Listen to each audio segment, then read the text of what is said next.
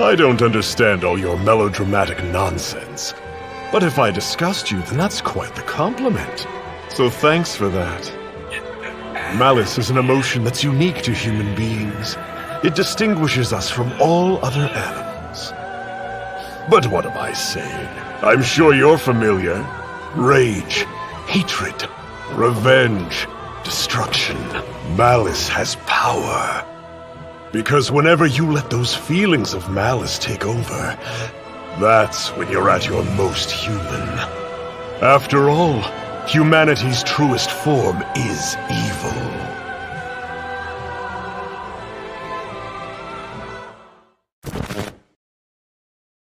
Why are you crying? This is your doing. You said you'd rather feel pain yourself than inflict it on others. You choose to be neutral. But you know what happens when you play both sides? In the end, everybody loses. You saw what happened with your mother.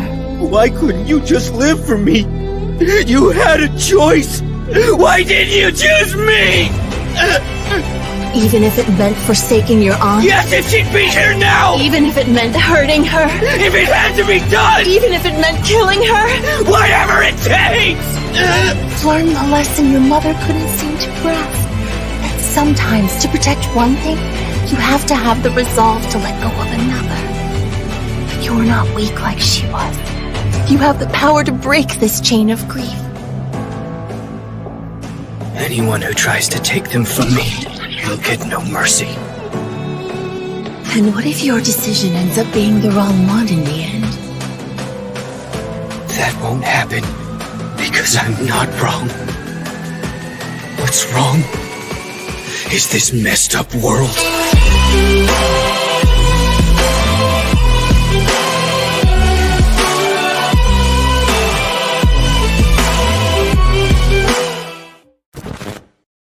Attention, entire world! Hear my proclamation! I am Lelouch V. Britannia, Emperor of the Holy Britannian Empire and your only ruler! Schneisel has surrendered to me. As a result of this, I am now in control of both the Damocles and the Flaya weapons. And even the Black Knights no longer possess the strength to oppose me now. If anyone dares to resist my supreme authority, they shall know the devastating power of the Flayas. Those who could challenge my military rule no longer exist. Yes, from this day, from this moment forward, the world belongs to me!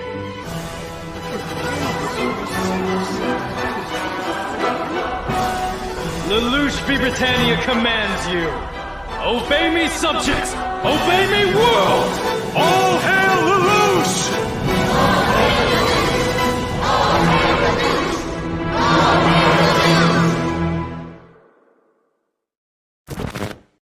Guards, ready! So that was it. Good. And none of them are sick. I was afraid this was a national crisis. But no. Luckily, it was just a trick. Ha! If it really was a national crisis, I wouldn't want someone like you. Ignore his babbling! Execute him! Save your bullets. You don't have what it takes to kill someone like me. When do you think a person dies? When a bullet from a pistol pierces his heart? No. When he's attacked by an incurable disease? No. When he eats a soup of deadly poisonous mushrooms? No! A man dies when people forget him. Even if I should disappear right now, my dream will come true. And when it does, the citizen's sickness of the heart will be cured as well. You're crying. Why, Dalton? Is that true for a country? Yeah, if the will to do it is passed on. I've had a marvelous life!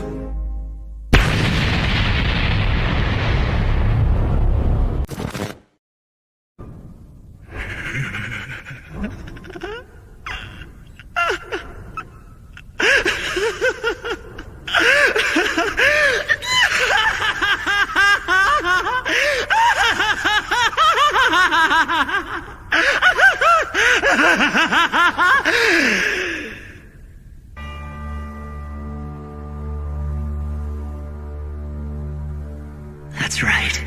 I am Kira. And what can you do? Kill me right here?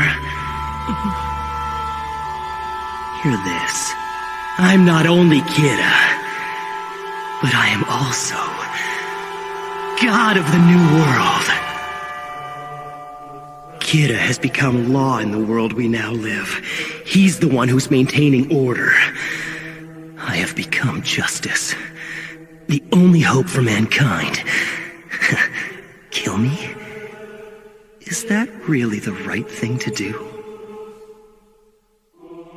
Since Kira's appearance 6 years ago, wars have stopped, and global crime rates have been reduced by over 70%. But it's not enough. This world is still rotten. With too many rotten people. Somebody has to do this! And when I first got that notebook all those years ago, I knew I had to do it. No, I was the only one who could. I understood that killing people was a crime. There was no other way. The world had to be fixed. A purpose given to me. Only I could do it. Who else could have done it? And come this far? Would they have kept going? The only one who can create a new world is me.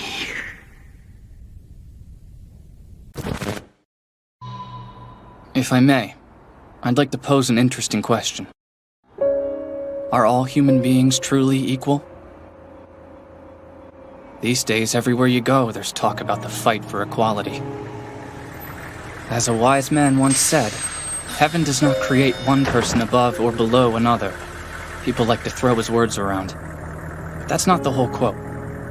He goes on to say that while we are all equal at birth, pretty soon things begin to change. Academic effort is what sets some people apart to rise above the others. At any rate, humans change over time based on their actions. Truth be told, at the end of the day, equality is just a fantasy.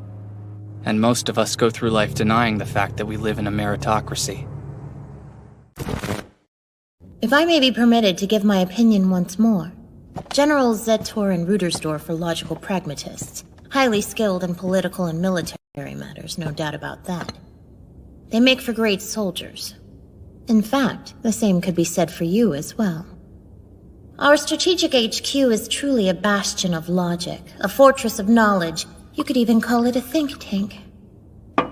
It's because of this that you've all come to believe the war is at its end, because it's the only rational conclusion given the circumstances. But, you see, that sort of thinking ignores one critical component of war. And that would be what? Indulge me. Our chief strategists are far too rational. In a way, it makes them blind to the real world. And thus, they've completely overlooked something crucial. Rationalism and pragmatism are not the only things that drive human actions. At our cores, we are all still foolish creatures. You're suggesting that humans are merely beasts?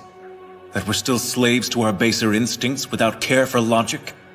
I hate to be the one who has to tell you this, Lieutenant Colonel, but what you just said is exactly right. Preposterous. What evidence do you have? Knowledge of history. Though I guess I really mean my own history. My own personal experiences and memories. Explain how you know, then.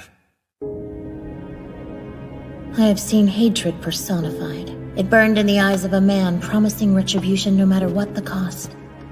I have seen the moment when a talented soldier lost all reason and gave himself over to anger.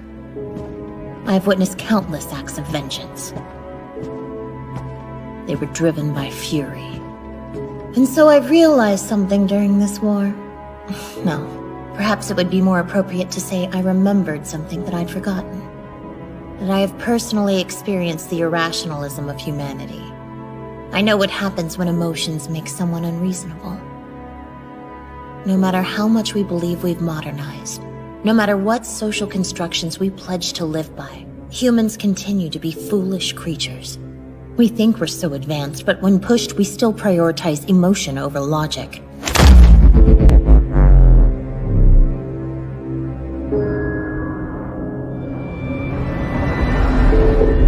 When a human being's overcome with hatred, they'll keep fighting without concern for self-interest or reason, regardless of what they might stand to gain or lose. What do I want? I want